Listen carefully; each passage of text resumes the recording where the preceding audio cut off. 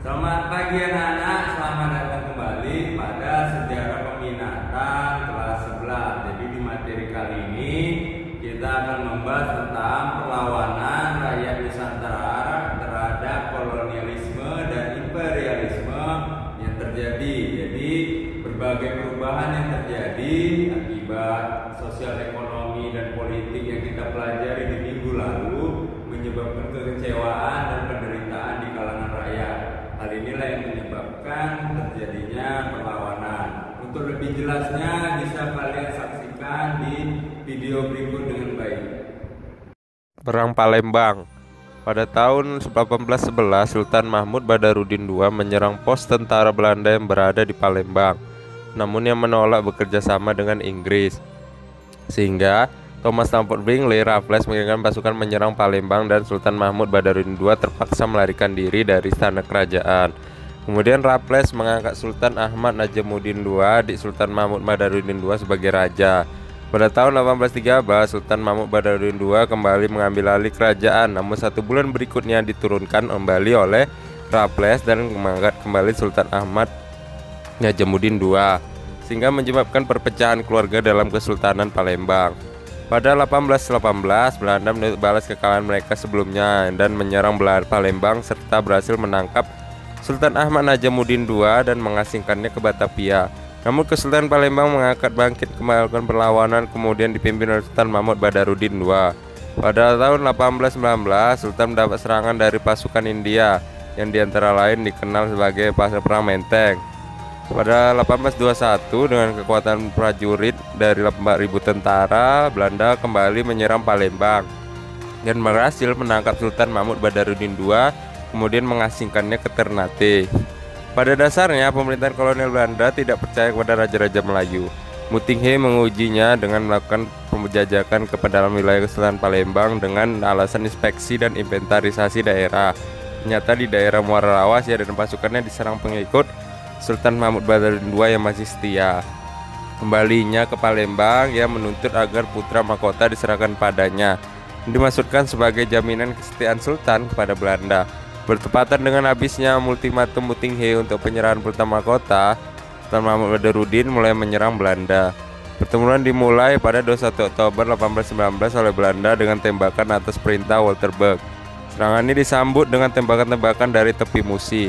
Pertemuan baru berlangsung 1 hari, Walter Berg menghentikan penyerangannya dan akhirnya kembali ke Batavia 30 Oktober 1819. Sultan Mahmud Badarudin II masih memperhitungkan dan mempersiapkan diri akan adanya serangan balasan. Persiapan pertama adalah restitusi dalam pemerintahan. Putra mahkota Pangeran Ratu pada Desember 1819 diangkat sebagai Sultan dengan gelar Ahmad Najamuddin II. Sultan Mahmud Badarudin II lengser dan bergelar Susunan. Penanggung jawab benteng-benteng dirotasi, tapi masih dalam lingkungan keluarga Sultan.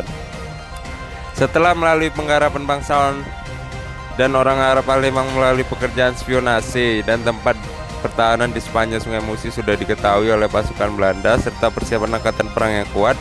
Belanda datang ke Palembang dengan kekuatan yang lebih besar. Pada 16 Mei 1821, armada Belanda sudah memasuki perairan Musi. Kontak senjata pertama terjadi pada 11 Juni 1821. Hingga menghebatnya pertempuran pada 20 Juni 1821. Pada pertemuan 20 Juni ini sekali lagi Belanda mengalami kekalahan. De Kock tidak memutuskan untuk kembali ke Batavia, melainkan mengatur strategi penyerangan. Hari Jumat dan Minggu dimanfaatkan oleh dua pihak bertiga untuk beribadah. De Kock memanfaatkan kesempatan ini yang memerintahkan pasukannya untuk tidak menyerang pada hari Jumat dengan harapan Badarudin II tidak menyerang pada hari Minggu. Pada waktu dini hari 24 Juni, ketika rakyat Palembang sedang makan sahur, Jawa tiba-tiba menyerang Palembang. Depan sekali kapal yang ditumpangi saudaranya Husin Jaudin dan Sultan Ahmad Najamuddin Prabu Anom dan susunan Mahmud Badarudin dan Sultan Mahmud merasa berserba salah.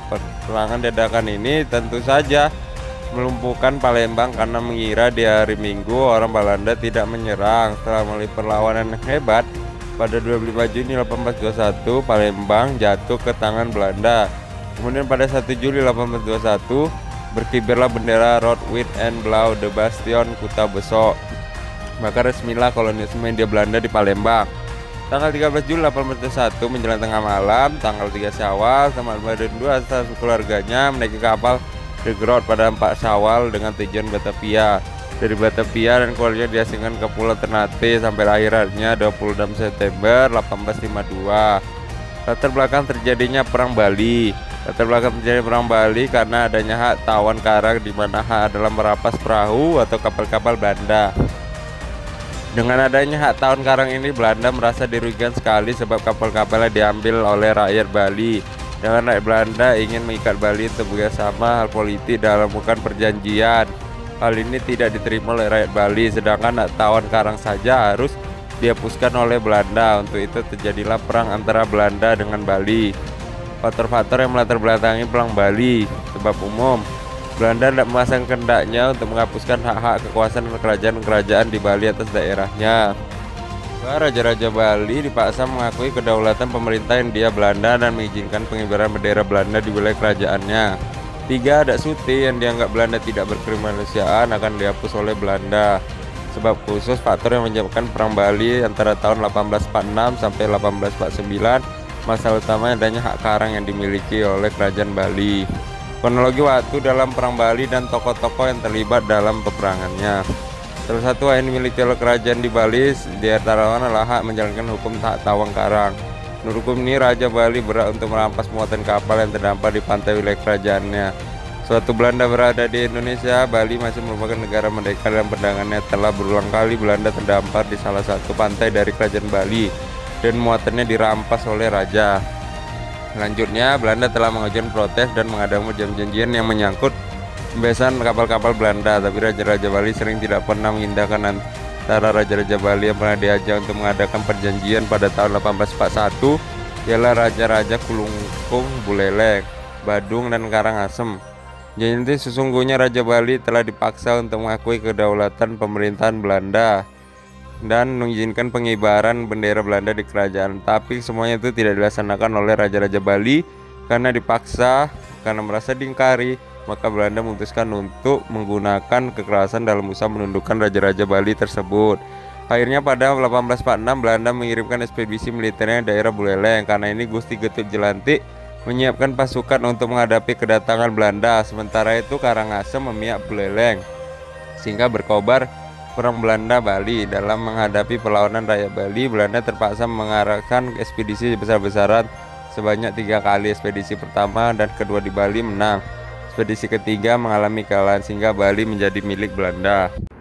Ya, itulah tadi materi mengenai sejarah perlawanan rakyat Nusantara terhadap kolonialisme dan imperialisme di Indonesia. Jadi terdapat 2 daerah perlawanan. Yang pertama yang terjadi di Palembang, atau perlawanan yang di Palembang. Yang kedua itu terjadi di Bali, di mana rakyat-rakyat Nusantara melakukan perjuangan fisik terhadap kolonialisme dan imperialisme untuk mengambil kembali apa yang menjadi hak mereka. Itulah tentang materinya. Untuk lebih detail mengenai tanya jawab itu bisa kalian lakukan di Discord. Semoga di masa pandemi ini kalian tetap dalam keadaan sehat, semangat, rajin olahraga agar kedepannya itu tetap semangat darinya.